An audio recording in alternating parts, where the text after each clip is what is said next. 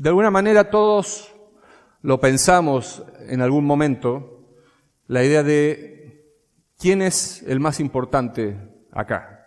Y uno lo puede pensar en la iglesia, o lo podemos pensar en el trabajo, o lo podemos pensar en la familia, o lo podemos pensar los que están en el colegio, en el equipo de fútbol, quién es el más importante. Ahora lo estamos viendo en el Mundial, sí, es un juego de egos ahí, ¿no? Eso es, a ver, quién es el más malo y quién es el que tiene más carácter. Es como, bueno, nos toca a todos de alguna manera. Y el que diga que nunca lo pensó, probablemente no se está examinando bien, ¿sí? Todos a veces cuando se nombra a alguien está atento a ver si me van a nombrar a mí y nos sentimos un poquito bien ahí cuando nos nombran. Y hay algo de eso, ¿no? De queremos ser importantes en algún aspecto.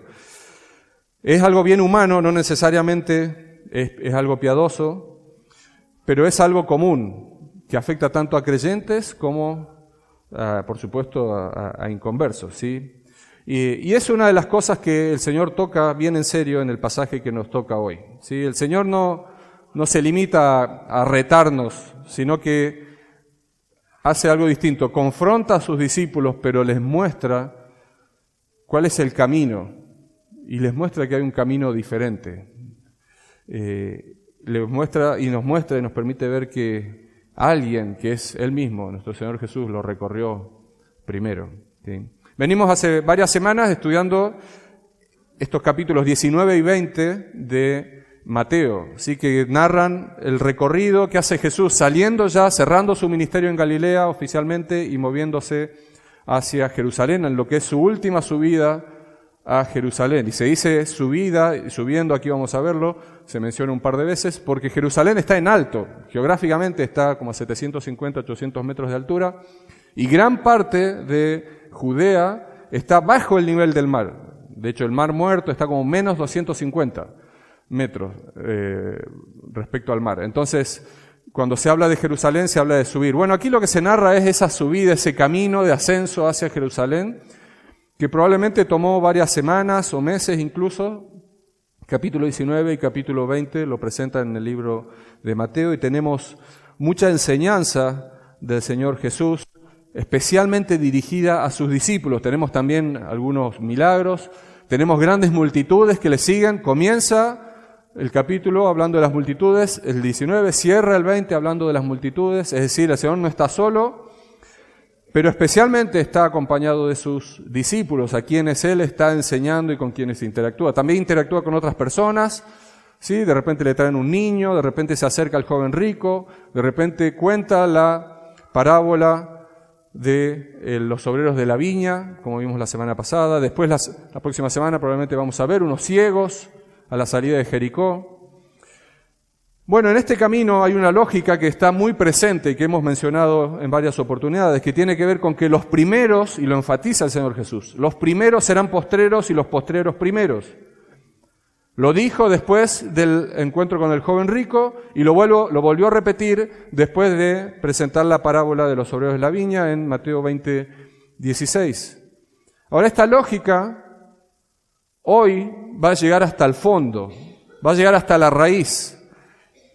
Y el punto es, esta es la lógica invertida, que es un poco lo que venimos diciendo, de cómo se vive en el reino de los cielos. Y para entenderla, lo que el Señor Jesús nos va a mostrar hoy es, tenemos que mirar al Rey de este reino, que es Él mismo. Para entender cómo se es grande en el reino, primero hay que mirar al Rey del reino. ¿Sí? Esa sería más o menos la premisa. Vamos a leer Mateo 20, versículos 17 hasta el 28. Dice así la palabra del Señor. Subiendo Jesús a Jerusalén, tomó a sus 12 discípulos aparte en el camino y les dijo: He aquí, subimos a Jerusalén, y el Hijo del Hombre será entregado a los principales sacerdotes y a los escribas, y le condenarán a muerte, y le entregarán a los gentiles para que le escarnezcan, le azoten y le crucifiquen, mas al tercer día resucitará. Entonces se le acercó la madre de los hijos de Zebedeo con sus hijos, postrándose ante él y pidiéndole algo. Él le dijo: ¿qué quieres? Ella dijo: ordena que en tu reino se sienten estos dos hijos míos, el uno a tu derecha y el otro a tu izquierda. Entonces Jesús respondiendo dijo, no sabéis lo que pedís. ¿Podéis beber del vaso que yo he de beber y ser bautizados con el bautismo con que yo soy bautizado? Y ellos le dijeron, podemos. Él les dijo, a la verdad, de mi vaso beberéis y con el bautismo con que yo soy bautizado seréis bautizados. Pero el sentaros a mi derecha y a mi izquierda no es mío darlo, sino a aquellos para quienes está preparado por mi Padre. Cuando los 10 oyeron esto, se enojaron contra los 2 hermanos. Entonces Jesús llamándolos dijo, sabéis que los gobernantes de las naciones se enseñorean de ellas y los que son grandes ejercen sobre ellas potestad. Mas entre vosotros no será así, sino que el que quiera hacerse grande entre vosotros será vuestro servidor, y el que quiera ser el primero entre vosotros será vuestro siervo. Como el Hijo del Hombre no vino para ser servido, sino para servir y para dar su vida en rescate por muchos. Hasta aquí la palabra del Señor. Amado Padre Celestial, gracias por permitirnos abrir tu palabra, meditar en ella, ser instruidos por ella. Padre amado, te pedimos que nos guíes en esta noche, que nos ayudes a estar atentos, que nos ayudes a no distraernos, a prestar atención a lo que tú tengas para enseñarnos. Señor, ayúdame a ser claro, a ser preciso, a ser fiel al texto en la exposición. Señor, a ti sea la gloria y la honra. En el nombre de Jesús, nuestro Salvador. Amén. Bueno, la idea de hoy es sencilla. Los últimos mensajes han tenido normalmente como una idea central. Tratamos de acotar las secciones que cubrimos en cada caso, en cada semana, en torno a una idea, ¿sí? Básicamente las que giran o se presentan en torno a una idea que el autor aquí está presentando, en este caso Mateo. Y entendemos que la idea fundamental de este pasaje es que la grandeza en el reino justamente se percibe de mejor manera mirando a Cristo.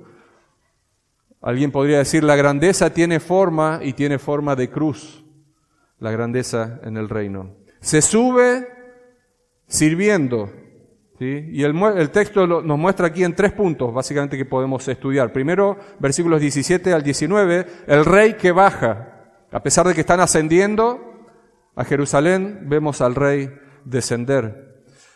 En segundo lugar, versículos 20 al 24, unos discípulos que quieren subir.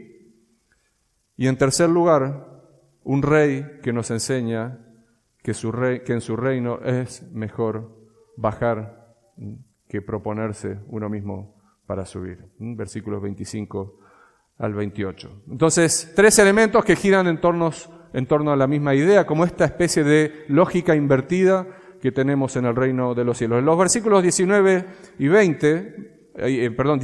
al 19, vemos que antes de comenzar a hablar sobre la grandeza, sobre quién es el más importante, Jesús habla de su propia muerte. ¿Sí? Lo primero que hace es, dice aquí el versículo 17, apartar a los suyos, y aquí recordemos que hay una multitud que lo está acompañando, hay otras personas, probablemente una de ellas es la madre de los hijos de Zebedeo, que se menciona luego.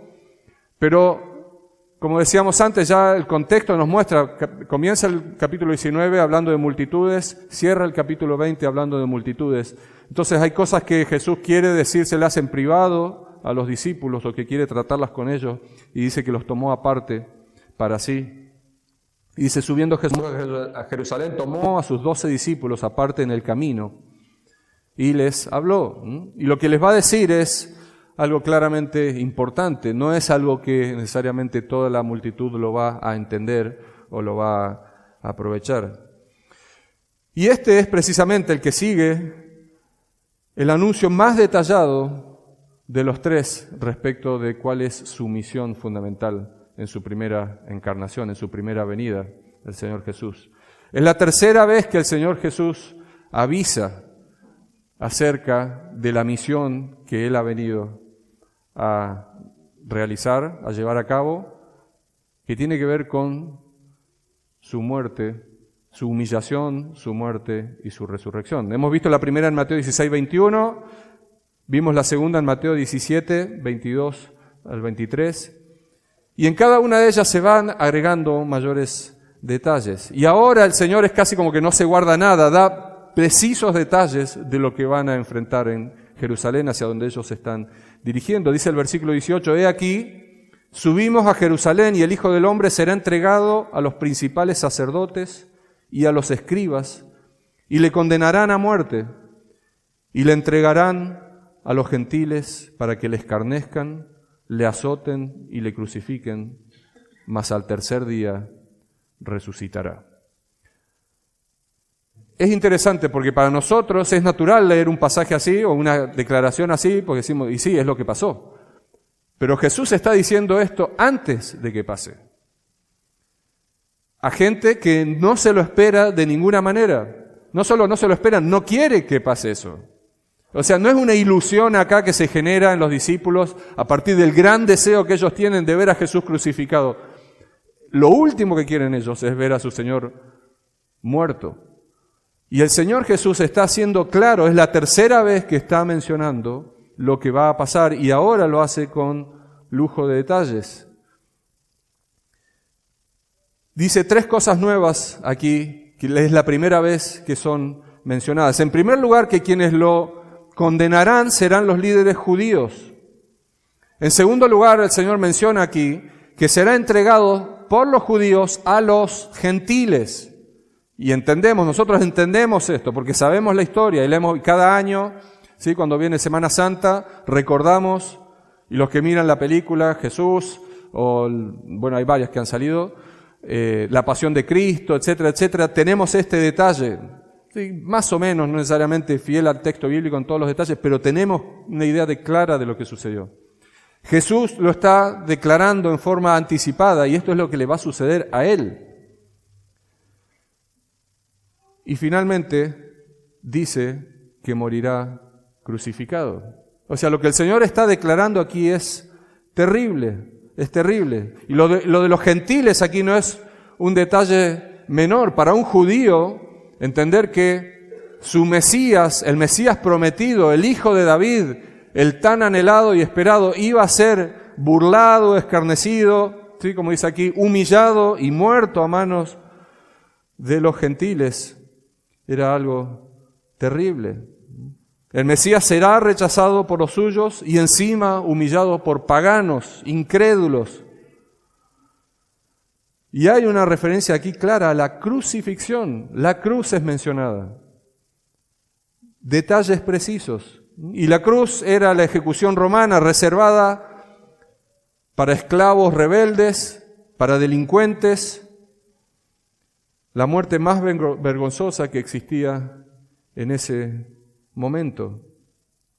Ya no es solo que voy a ir y voy a padecer, como ha mencionado en otros momentos, y voy a morir y voy a ser muerto, como el Señor dice, sino que ahora es, con lujo de detalles, la forma en que va a ser humillado. ¿Por quién va a ser humillado? ¿Quién va a ser el que lo va a entregar? ¿Cuánta vergüenza va a enfrentar? Y uno piensa, ¿tenía que ser así? ¿Tenía que ser así? Bueno, el Señor Jesús ya lo ha dicho, ¿no? En el capítulo 16, la primera vez que lo anuncia, dice que es necesario. Comenzó a declarar que debía ir. Es necesario. Jesús no podía venir aquí y cumplir su propósito sin pasar por ese oprobio y por la muerte. Es el plan, dice, será entregado. No aclara quién entrega. Sabemos por la historia que será Judas. Los discípulos no tienen idea en ese momento de quién va a ser. Pero detrás de Judas está el plan de Dios, porque uno tiende a echarle la culpa a Judas, o echarle la culpa a los judíos, o echarle la culpa a los romanos, y por supuesto cada uno de ellos tiene tremenda responsabilidad, pero la Biblia es clara. Luego Pedro, uno de los 12 que está aquí presente hablando con el Señor Jesús, dice en Hechos 2:23, el día de Pentecostés, en ese primer mensaje, a hablando de Jesús, entregado por el determinado consejo y anticipado conocimiento de Dios, prendisteis y matasteis por manos de inicuos crucificándole. Pedro está predicando a los judíos en Jerusalén y le dice, ustedes le mataron a ese que fue entregado por el predeterminado consejo y anticipado conocimiento de Dios. Casi que suena como una contradicción. O es Dios o es los hombres. Los dos. Eso es lo que nos deja ver claro la Biblia. Dios es el que entrega a Jesús para ser crucificado. Pero los hombres son los que lo entregan, los que lo traicionan. La palabra que se traduce o que se usa aquí para entregar es la misma que se usa luego cuando está en la última cena para referirse a Judas. Es la traición misma. Pero está Dios detrás de todo eso. Está Dios detrás de todo. La cruz no le pasó a Jesús. No fue un tropiezo para Jesús. No fue un imprevisto, no fue un cambio de planes. Jesús vino para ir a la cruz. Y acá está el contraste que sostiene todo esta predicación. El título que usa Jesús es el Hijo del Hombre, uno de sus expresiones favoritas para referirse a sí mismo, lo vemos en los Evangelios y especialmente en Mateo. Y el título Hijo del Hombre viene de Daniel, del profeta Daniel, del Antiguo Testamento. Cientos de años antes, Daniel se refiere al Mesías como el Hijo del Hombre, una figura gloriosa a quien se le da dominio y a quien todos los pueblos le sirven. Podemos leer Daniel capítulo 7, versículo 14, dice: y le fue dado dominio, gloria y reino, para que todos los pueblos, naciones y lenguas le sirvieran. Su dominio es dominio eterno que nunca pasará, y su reino como que uno que no será destruido. Este es uno como hijo de hombre, dice Daniel. Y de ahí viene la expresión que el Señor tanto usa para referirse a sí mismo. El Hijo del Hombre es el que tiene derecho a que todos le sirvan, dice Daniel, y los judíos eran conscientes de eso, por eso estaban esperando un Mesías poderoso. Sin embargo, este Mesías, este Hijo del Hombre, es el que va a ser entregado, burlado y muerto, declarado por el mismo Hijo del Hombre.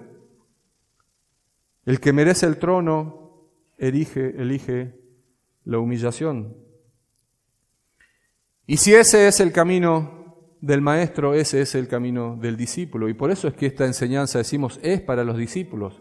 Es para los discípulos de ese momento y es para los discípulos de hoy. Los creyentes tenemos que prestar atención a esto, porque el reino de los cielos es el mismo que se inauguró en ese momento y que va a llegar a la consumación con la venida gloriosa de nuestro Señor Jesús. Ya no en humillación, sino en poder y en juicio. Pero el reino y la lógica del reino es la misma.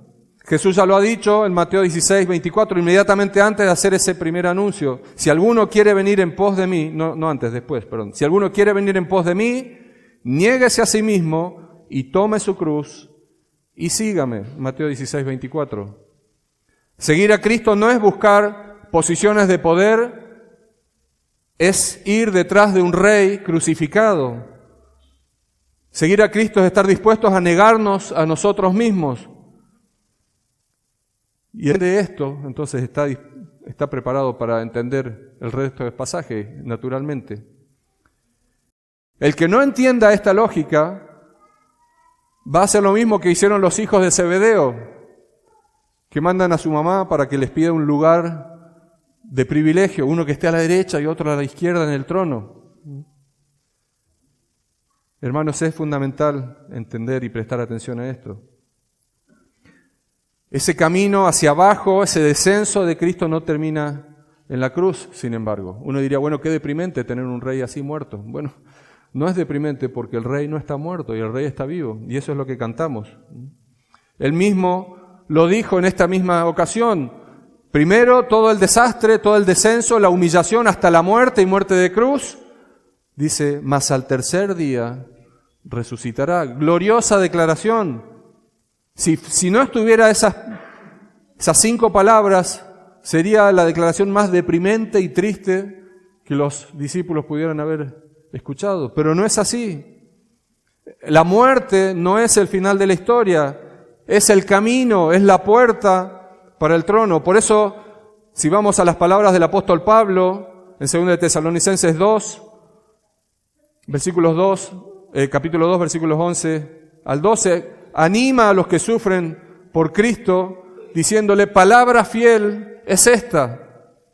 Si somos muertos con Él, cosa que puede pasar, cosa que puede pasar. Si somos muertos con Él, también viviremos con Él. Si sufrimos, también reinaremos con Él. Si le negáremos, sin embargo, dice, también Él nos negará. Si no estamos dispuestos a aceptar esta realidad, de que el camino de la cruz es un camino de humillación, de que seguir a Cristo es una vida de humillación, Él nos negará. Él nos negará. Porque quiere decir que no estamos dispuestos a identificarnos con el mismo camino que Él recorrió primero. El orden, hermano, importa. Primero la cruz, después la gloria. Y vemos que naturalmente los discípulos, igual que muchos de nosotros, quieren saltarse esa primera etapa. Quieren evitar, si es posible, la humillación. Quieren evitar, si es posible, la cruz. Y quieren pasar directamente a la gloria. Y por eso vemos en el versículo 20, directamente vinculado, aunque quizás en la lectura uno lo pudiera encontrar en forma separada y decir, bueno, quizás esto es una cosa y lo que viene desde el versículo 20 es otra cosa. Pero el pasaje es bien cohesionado, comenzando y terminando con el mismo tema y dejando aquí una ilustración clara, bien concreta de lo que está pasando, de lo que ellos están pensando y considerando. Jesús termina de hablar de la cruz y dos de los 12 discípulos, piden un lugar de gloria en el reino. Y el contraste casi que no puede ser más fuerte. Versículo 20 dice, entonces se le acercó la madre de los hijos de Zebedeo con sus hijos, postrándose ante él y pidiéndole algo. Él le dijo, versículo 21, ¿qué quieres? Ella le dijo, ordena que en tu reino se sienten estos 2 hijos míos, el uno a tu derecha y el otro a tu izquierda. Viene la madre aquí de quienes entendemos son Jacobo y Juan, que ya han sido presentados en el Evangelio, los hijos de Zebedeo, 2 de los discípulos, pero no son 2 discípulos cualquiera, son 2 de los que están en el núcleo íntimo del Señor Jesucristo. Jacobo, también conocido como Santiago, Juan y Pedro son los 3 más cercanos, son los 3 que han visto la gloria del Señor en el capítulo 17 en la transfiguración. Son los 3 que el Señor luego va a llevar ahí a Getsemaní a orar con Él. Y aquí 2 de ellos, que son hermanos, están pidiendo esto por medio de su madre. Marcos nos cuenta que es la idea de ellos en realidad, no es que la mamá actuó por motu propio. La mujer aquí, la madre de los hijos de Zebedeo. Zebedeo evidentemente era una persona importante porque siempre se refiere a Jacobo y a Juan como los hijos de Zebedeo.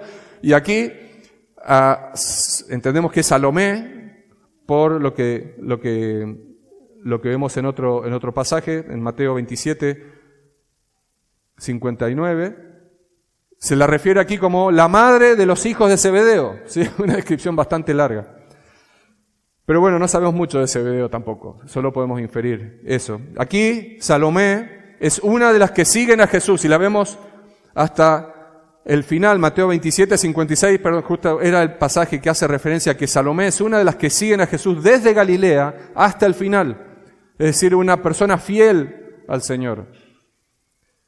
Y muy probablemente era pariente del Señor Jesús. Se entiende por el Juan 19, que ella sería la hermana de María, la madre de Jesús. Lo que haría entonces que Jacobo y Juan fueran primos del Señor Jesús. Bueno, no tenemos 100% de seguridad, pero es muy probable que esto sea así. Vienen aquí, la madre de ellos se postra ante Jesús como a un rey, interesante la actitud, y pide los 2 lugares de más honor. La derecha y la izquierda eran los puestos de mayor dignidad junto al trono. Y uno dice, bueno, ¿y qué ocurrencia? ¿Por qué salir con esto? Bueno, si ustedes van unos versículos más atrás, 19, 28, ya como parte de esta travesía hacia Jerusalén, Jesús habló claramente sobre el trono y sobre 12 tronos especialmente preparados para sus 12 discípulos. Dice, Jesús le dijo, de cierto os digo que en la regeneración, cuando el Hijo del Hombre se siente en el trono de su gloria, vosotros que me habéis seguido también os sentaréis sobre 12 tronos para juzgar a las 12 tribus de Israel. Bueno, se han quedado pensando en eso. Ahora, el momento de pedir esto no podría ser peor, ¿no? El Señor Jesús está hablando de su muerte, de su humillación, de lo más duro y triste que va a tener que pasar. Y ellos salen aquí, no sabemos si pasaron horas, quizás días o algo, pero está vinculado directamente y Marcos lo conecta directamente también. Salen con este pedido. Ellos están pensando en la gloria. Y la respuesta de Jesús deja bien al descubierto el malentendido, ¿sí? Pedir gloria sin pasar por el sufrimiento es no entender la lógica del reino. Versículo 22 dice, entonces Jesús respondiendo dijo, no sabéis lo que pedís. ¿Podéis beber del vaso que yo he de beber? Interesante pregunta.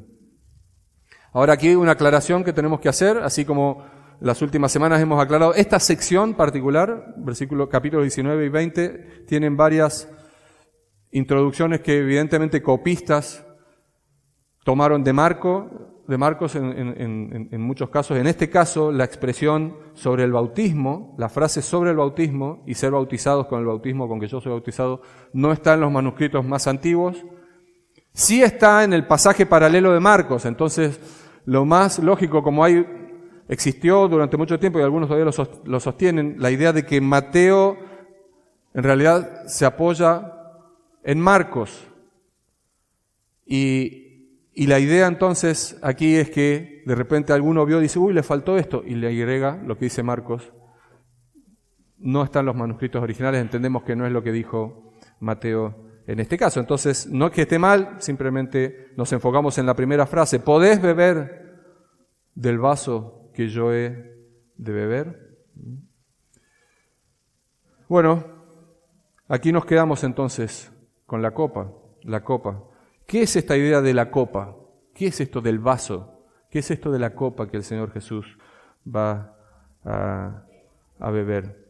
Bueno, en toda la Biblia, y especialmente en el Antiguo Testamento, la copa es una referencia frecuente a la ira de Dios, en el juicio de Dios.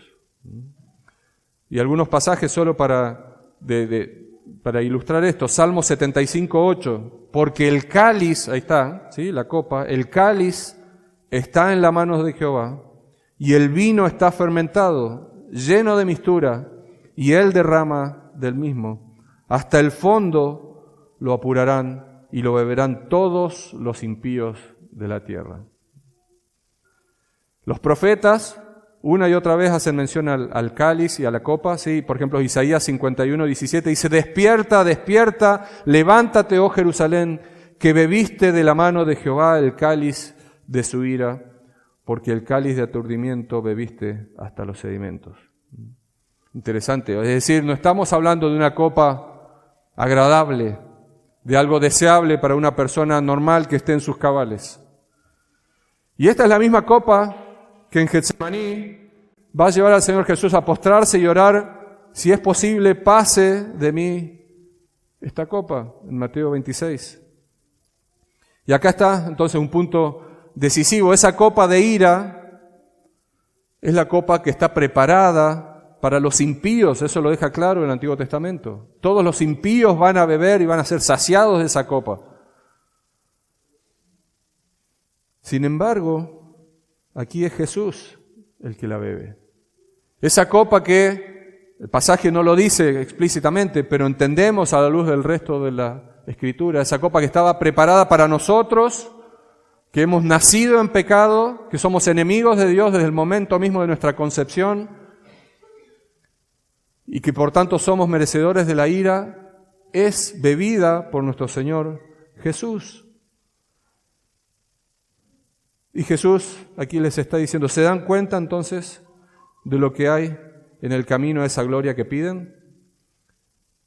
Lo que tenían que haber escuchado era lo que Jesús acaba de decir. Tendrían que haber prestado atención a la cruz. Jesús está hablando de esa copa que él tiene que beber,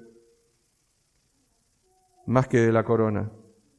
Pero claramente los discípulos, como probablemente nosotros hubiéramos hecho, preferimos levantar un poco la mirada, no mirar la cruz y mirar solamente la gloria.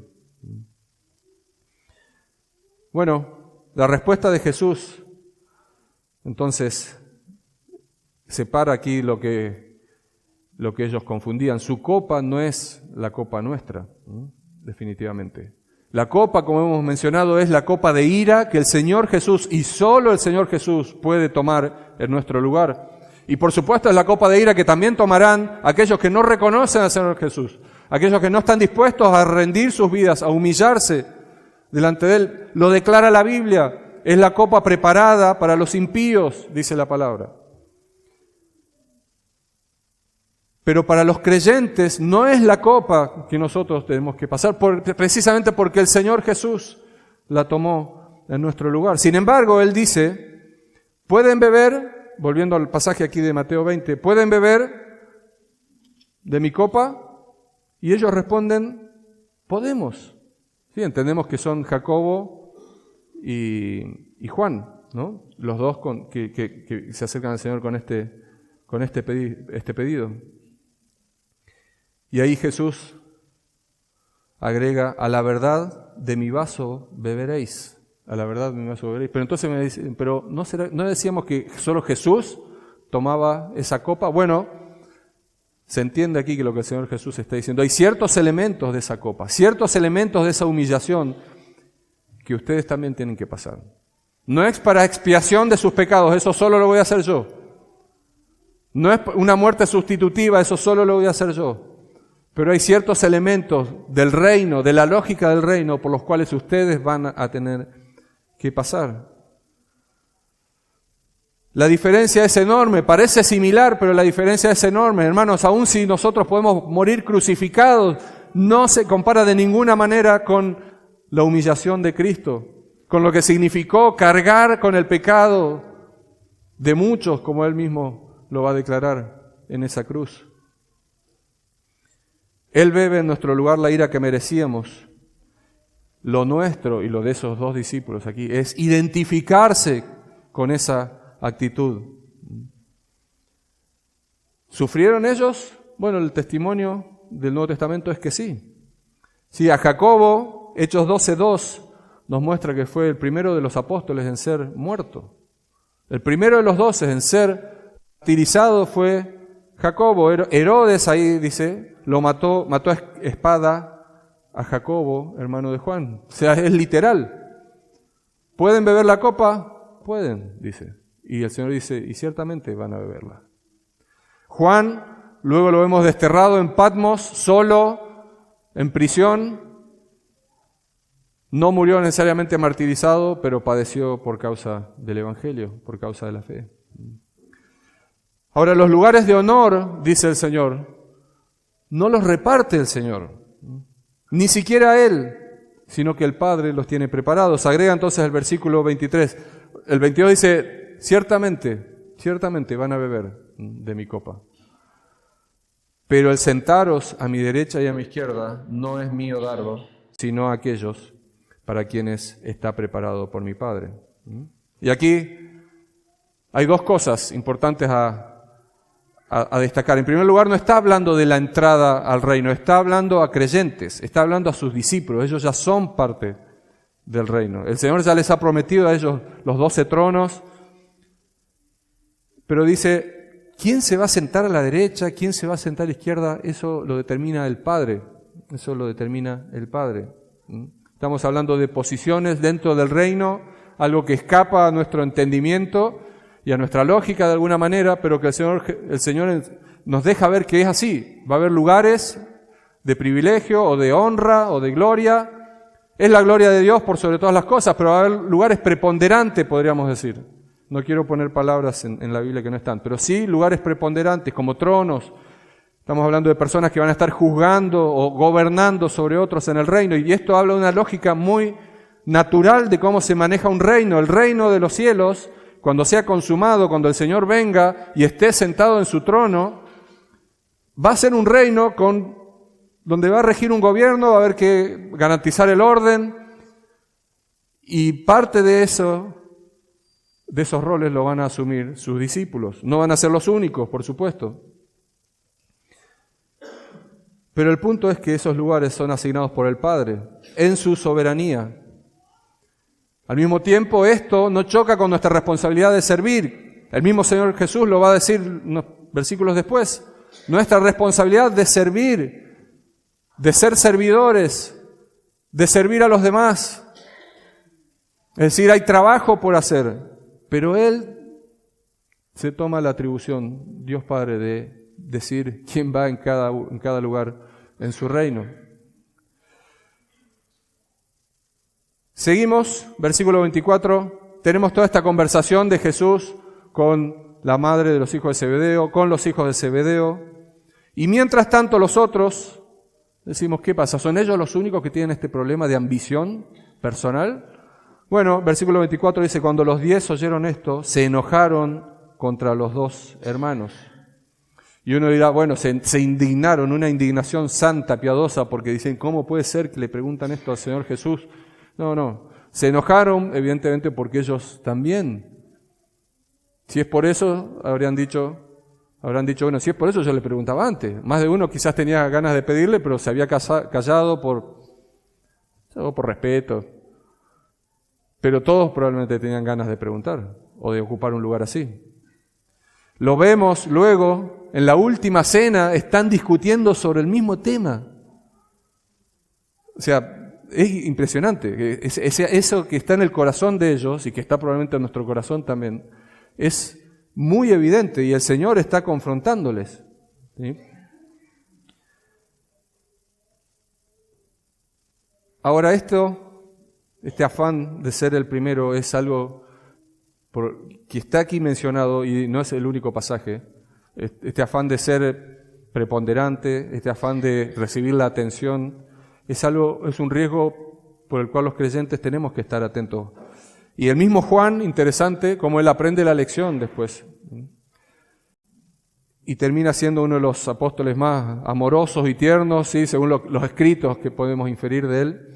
Y en tercera de Juan, versículo 9, dice, yo he escrito a la iglesia, dice, pero Diótrefes, al cual le gusta tener el primer lugar entre ellos, no nos recibe.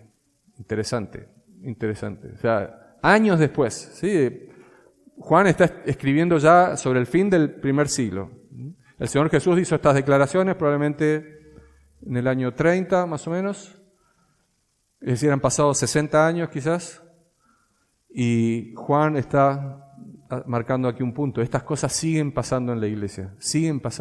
Hay gente que le gusta tener el primer lugar. Hay gente que le gusta aparecer ahí. Hay gente que le gusta que todos lo miren de buena manera. Pablo, en Filipenses 2:3, precisamente instruye respecto de la actitud que tenemos que tener. Dice, no hagáis por contienda nada, dice, hagáis por contienda o por vanagloria, antes bien con humildad, estimando cada uno a los demás como superiores al mismo. Y si Pablo está dando esta instrucción, es porque la tenemos que escuchar. Es decir, es porque es algo relevante para los cristianos. No piense que porque uno es cristiano no va a estar luchando con esto. Son pecados con los cuales uno tiene que tratar en el corazón.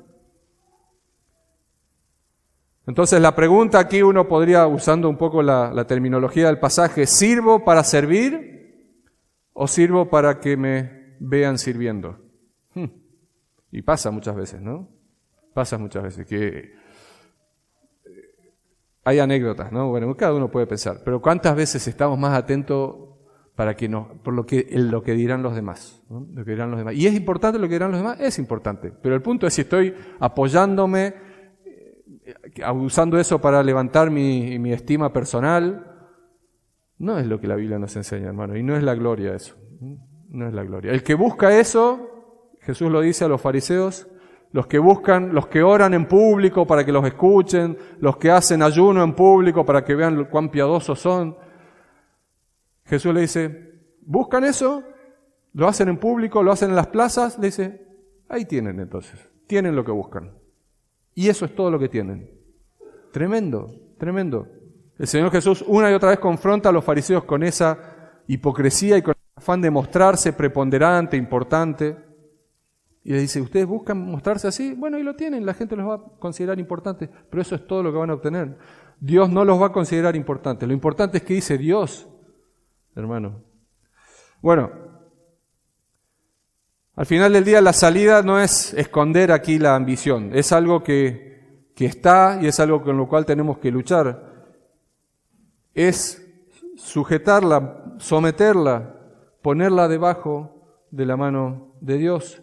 Y la Biblia manda una y otra vez acerca de la actitud humilde que debe caracterizar al creyente. Pedro dice en 1 Pedro 5, versículos 5 a 6, y todos sumisos unos a otros, revestidos de humildad. ¿Por qué? Porque en la lógica del reino eso no va, dice Pedro, porque Dios resiste a los soberbios y da gracia a los humildes. Ahí está la lógica invertida. Humillados pues, fíjense la lógica invertida, humillados pues bajo la poderosa mano de Dios, para que Él los exalte cuando fuere tiempo. El que quiere autoproclamarse o autoempujarse hacia arriba, Dios lo va a resistir y lo va a resistir duramente. Y contra Dios no te conviene ir a un mano a mano, vas a perder. En cambio, el que se baja, el que se humilla delante de Dios, dice, es a quien Dios va a exaltar. ¿En qué momento? En su tiempo, dice, a su debido tiempo. No en nuestro tiempo, no necesariamente el momento que yo creo que necesito el reconocimiento. Cuando Dios diga, Dios nos va a exaltar. Y probablemente esa exaltación va a llegar en la gloria, quizás aquí no va a llegar. Bueno, Jacobo y Juan querían exaltarse rápido. La exaltación la concede Dios, pero la concede a los humildes y ellos tuvieron que aprender ese costo. Y llegamos al tercer punto, el rey, entonces, que enseña cómo es este camino. Versículos 25 al 28. Entonces Jesús aquí ya ahora reúne a los 12, no solo a los 2 primeros, sino a los 12 discípulos y les corrige, ¿sí?, el problema que tenían en la concepción fundamental sobre la grandeza en el reino. Primero les muestra cómo funciona el reino. Dice, ¿sabéis que los gobernantes de las naciones, cómo funciona el mundo, ¿no? Sabéis que los gobernantes de las naciones se enseñorean de ellas. Y los que son grandes ejercen sobre ellas potestad, versículos 25. Bueno, así es el mundo, y es lógico, así funciona. Los poderosos, sea por posición política, sea por dinero, sea porque son más fuertes físicamente, lo que fuera. Los poderosos se enseñorean de los que están debajo, los grandes ejercen potestad sobre ellos. Pero dice, estos son los paganos. La palabra que dice aquí, las naciones, es la misma que se usa para gentiles. Es decir, este es el mundo incrédulo. Así se rige. Esa es la lógica de afuera, pero la lógica del reino, dice Jesús, es distinto. Mas entre vosotros, versículo 26, no será así, sino que el que quiera hacerse grande entre vosotros será vuestro servidor. Y el que quiera ser el primero entre vosotros será vuestro siervo. Muy interesante, aquí hay un punto. Hay que matar la ambición, hay que erradicarla de nuestra vida. No es lo que está diciendo, no es lo que está diciendo. Jesús no elimina la ambición. Evidentemente hay algo en esto de ambicionar algo mejor, algo mayor, que probablemente procede mismo de la creación, aún antes de la caída. La pregunta es, ¿qué es lo que estoy ambicionando? ¿Qué es lo que estoy anhelando? ¿Qué es lo que estoy buscando? Jesús entonces lo que hace es reorientar aquí la ambición. En lugar de buscar estar por encima de los demás, hay que ponerse por debajo de los demás. Hay que ponerse a servicio de los otros. Y usa aquí 2 palabras importantes, porque en español, y por lo menos aquí en la versión Reina Valera, y creo que la Biblia de las Américas también, se traduce casi indistintamente, pero son 2 palabras diferentes. Primero dice el sirviente, ¿sí? Diáconos, y de ahí viene la palabra diácono, ¿sí?, que son los servidores de la iglesia. Entonces uno piensa a veces, quiero ser diácono.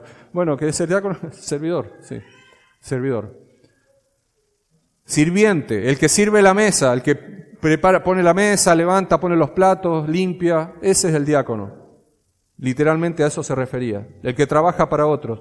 Pero segundo, ¿sí?, dice, el que quiera ser primero, ese es el que quiere ser grande. Dice, el que quiera hacerse grande entre vosotros será vuestro servidor, diácono.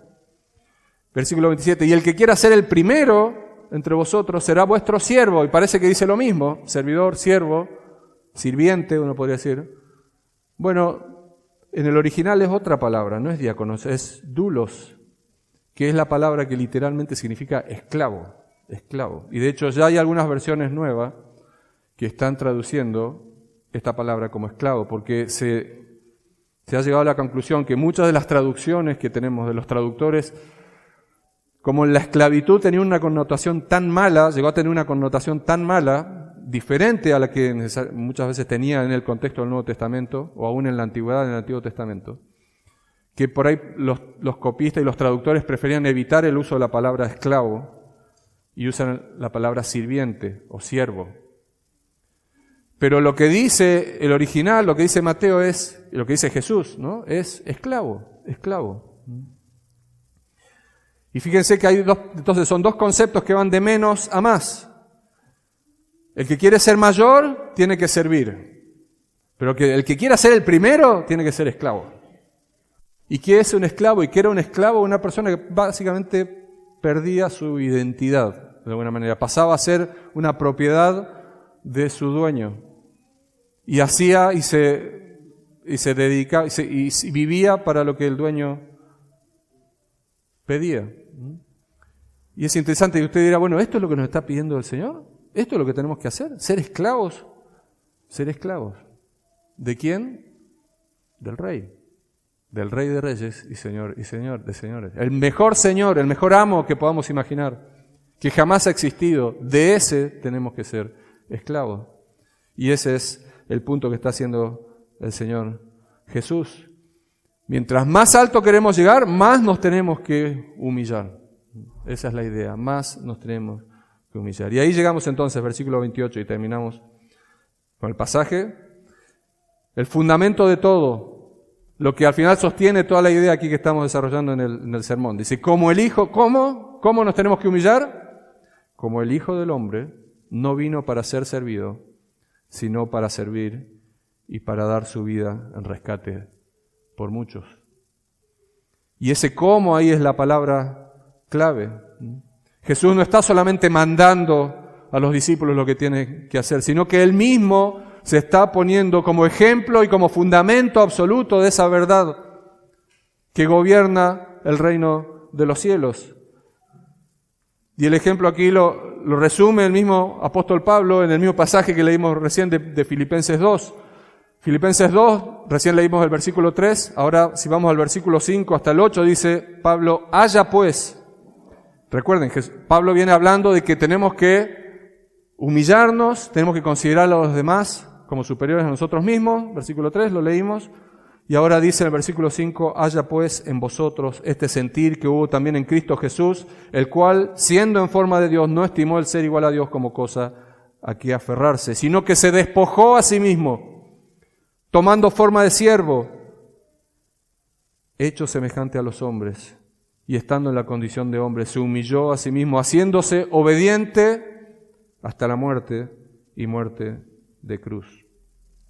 El Hijo del Hombre, a quien se debe toda la gloria, todo dominio, todo poder, el que tenía el derecho de ser servido, es el que vino a servir.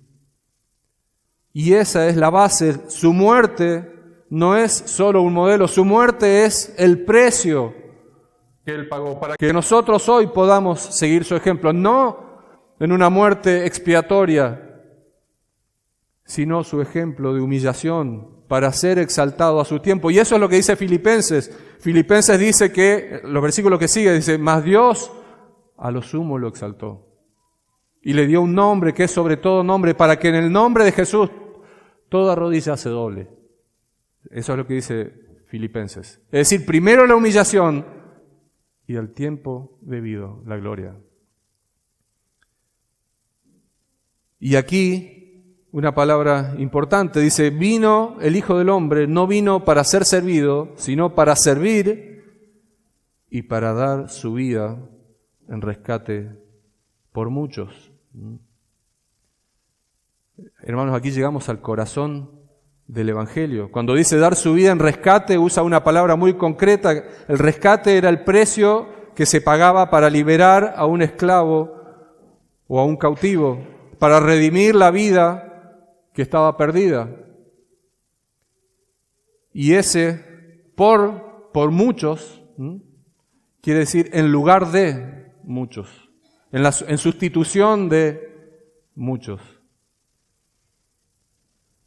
el Señor vino para servir y para dar su vida en rescate por muchos, entre los cuales podemos estar nosotros si nos rendimos delante de Él. Y esta expresión por muchos, a los judíos que están escuchando, a los discípulos que eran conocedores del Antiguo Testamento, claramente les suena familiar. Isaías 53, versículos 5 y 6 dice: mas Él herido fue, hablando del Mesías, ¿sí? 700 años antes, el profeta Isaías está escribiendo: mas Él herido fue por nuestras rebeliones, molido por nuestros pecados. El castigo de nuestra paz fue sobre Él, y por su llaga fuimos nosotros curados. Mas Jehová cargó en Él el pecado de nosotros. Y ese muchos aparece unos versículos más adelante, en el versículo 11, donde dice que el siervo, este siervo sufriente, que es Jesús, justificará a mi siervo, dice, justo a muchos, y llevará las iniquidades de ellos, habiendo Él llevado el pecado de muchos y orado por los transgresores. Hermanos, el precio fue su vida y se pagó para satisfacer la justicia de Dios. Esto no fue una casualidad, no fue algo que salió mal en el plan, no fue que Él vino a reinar y de repente terminó en la cruz y hubo que cambiar los planes. Este es el precio de nuestra salvación para que nosotros hoy podamos tener entrada al reino. Y aquí hay una diferencia que no podemos dejar de mencionar. Cristo no fue un mártir. O sea, fue en algún aspecto un mártir, sí, injustamente, sí, muerto, pero Él fue un sustituto. El Rey del universo miró a los pecadores que no tenían con qué pagar la deuda, ni Jacobo, ni Juan, ninguno de los 12, ninguno de nosotros, nadie puede pagar esa deuda. Y en lugar de cobrarnos con su ira, en lugar de hacernos beber la copa de ira, le dio la copa al Señor Jesús para que Él pague y para que nosotros, siendo esclavos del pecado, podamos pasar a ser ahora libres del pecado y esclavos por amor de nuestro Señor. Jesús no nos dejó un buen ejemplo y se fue. Jesús tomó nuestro lugar. Hermano, no se confunda cuando se habla de Jesús como, ay, qué lindo lo que hizo, qué lindas sus enseñanzas. Por supuesto, son preciosas, tremendamente espectaculares y fuertes. Pero lo más importante, lo que no podemos perder de vista es, ¿para qué vino el Señor Jesús? ¿Qué es lo que Él hizo en la cruz? Primera de Pedro, capítulo 1, versículo 18, deja claro que el mártir muere por una causa, pero el Salvador murió por las personas para tomar su lugar. Dice, sabiendo que fuisteis rescatados de vuestra vana manera de vivir, no con cosas corruptibles, como oro o plata, sino con la sangre preciosa de Cristo, como de un cordero sin mancha y sin contaminación. Esto es lo único de todo el pasaje que no podemos imitar. Nuestra vida, por más que la demos, hermano, no vamos a redimir a nadie. Y no tenemos que hacerlo. El Señor no nos está pidiendo que derramemos nuestra vida para expiar o para sustituir el lugar de otro. Nos está pidiendo que demos la vida por amor a Él y por amor a los suyos. El salmista, Salmo 49, versículos 7 y 8, ya lo había dicho, ninguno de ellos, dice, podrá en manera alguna redimir al hermano, ni dar a Dios su rescate, porque la redención de su vida es de gran precio, esto ya lo dice el salmista, el Salmos, y no se logrará jamás. Una declaración tremenda, no se logrará jamás la redención de la vida de nadie, a menos que venga alguien mayor, alguien perfecto, y ponga su vida como un sustituto. Nadie puede pagar el rescate de nadie, solo Cristo pudo hacerlo. Pero lo demás sí podemos y debemos imitarlo, servir como Él sirvió. Sí, la noche antes de morir vemos que el Señor Jesús se ata una toalla a la cintura y le lava los pies a los discípulos en Juan 13, versículos 14 y 15, y dice, pues si yo, el Señor y Maestro, he lavado vuestros pies, vosotros también debéis lavaros los pies los unos a los otros, porque ejemplo os he dado para que como yo os he hecho, vosotros también hagáis. Servíos por amor los unos a los otros, dice Gálatas 5:13. Y el servicio así, la verdad, nunca te va a traer un aplauso. Probablemente no te lo va a traer. Y cuidado si te lo trae, porque ahí es donde nuestro ego se empieza a inflar. Y a veces sí, uno sale o enseña acá y viene un hermano, qué espectacular la predicación. Y empezás a luchar, ¿sí? Porque te empezás a inflar. Y a veces, gracias a Dios, que nadie te aplauda, hermano. Porque de esa forma podemos mantenernos en humildad en el camino del Señor, siguiendo su ejemplo. Al Señor nadie lo aplaudió. Nadie lo aplaudió. Porque los mismos que lo aplauden, y lo vamos a ver en las próximas semanas, en la entrada triunfal, son los que después le pidieron a los romanos que lo crucifiquen.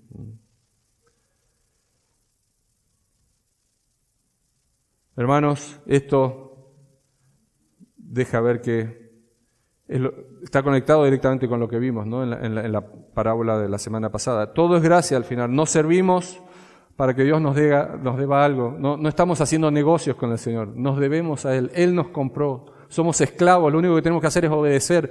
Pero aún en su gracia Dios dice, mira, si te humillas, yo te voy a dar algo. No sé qué. El Padre nos va a dar algo. No sabemos qué. Hasta en eso es pura gracia. Es pura gracia. Hermanos, no tomemos a menos el ejemplo de nuestro Señor Jesús, la enseñanza del Señor Jesús. La salvación, la entrada al reino y la gloria en el reino no es por obras, es por gracia y por soberanía divina. Pero la lógica está ahí y nuestra responsabilidad está ahí y no debemos ignorarla. El rey se baja, el Hijo del Hombre sube a Jerusalén, pero se humilla hasta lo más profundo, hasta la muerte y muerte de cruz. Los discípulos son los que quieren subir rápido, pero tienen que ser confrontados duramente. Tienen que humillarse, tienen que humillarse. No pueden ignorar la cruz. Y el Rey da el ejemplo con su propia vida, el fundamento de todo el reino. La entrada, la lógica, todo depende del paso de nuestro Señor Jesús en la cruz, que además nos sirve como ejemplo máximo de humillación. Y esto conecta directamente con la lógica de estos dos capítulos. Los primeros serán postreros, los postreros serán primeros. Y ahora entendemos el por qué. Bueno, porque el primero de todos, el Rey de Reyes, se hizo el último, para que habiéndose hecho el último, como leíamos en Filipenses, fuese hecho ahora primero. Y se le da un nombre que es sobre todo nombre. Y por eso la grandeza en el reino, hermanos, tiene esta forma de cruz. Insistimos entonces, tanto para los creyentes como para los que todavía están afuera, debemos pasar por esa cruz. Para el que ya pasó, mirar el ejemplo de Jesús, de humillación hasta lo máximo, y así avanzar. Para el que no pasó todavía por esa cruz, para el que todavía no se humilló y no se identificó con esa muerte, para el que no confesó todavía su pecado, para quien todavía está muerto en sus delitos y pecados y por lo tanto es digno de recibir esa copa de ira de parte de Dios. Este es el momento de considerar al Jesús que murió en la cruz, pero al tercer día resucitó. Y hoy está sentado a la diestra del Padre. Y un día vendrá y va a juzgar a los vivos y a los muertos. El Señor Jesús vive. El Señor Jesús está en la gloria y le veremos cara a cara. Los que somos de Él, los que hemos recibido una nueva naturaleza, seremos transformados en un cuerpo de glorificación. Pero los que no son de Él, recibirán un nuevo cuerpo que resistirá la ira eterna por los siglos de los siglos. El tormento eterno que nunca se acabará. Hermano, amigo, no te expongas a eso, no te expongas a eso. Confiesa tu pecado delante del Señor y clama a Dios hoy por salvación. A Él sea la gloria. Amado Padre Celestial, gracias por tu palabra, gracias Señor por enseñarnos, gracias Padre por instruirnos y confrontarnos tan duramente en algún aspecto, pero tan gráficamente, Señor. Gracias por enviar a tu Hijo para morir en la muerte y muerte de cruz, para que todo aquel que en Él cree no se pierda, mas tenga vida eterna. Señor, hemos creído, Señor, sabemos que tenemos vida eterna, como lo declaras en tu palabra, y sabemos que un día te veremos cara a cara, pero te pedimos que nos ayudes en este tiempo a ser fieles a tu ejemplo, a tomar nuestra cruz, a humillarnos cada día delante de ti, sabiendo que tú tomas cuenta de todas las cosas, aún de los más pequeños detalles, Señor, y sabiendo que toda la gloria al final es para ti, no es la nuestra. Y Señor, los que todavía no han rendido su vida a ti, obra en sus corazones. Señor, ablanda esos corazones, trae convicción de pecado, ayúdales a ver la situación tan peligrosa en la que se encuentran. En el nombre de Jesús, nuestro Señor y Salvador. Amén.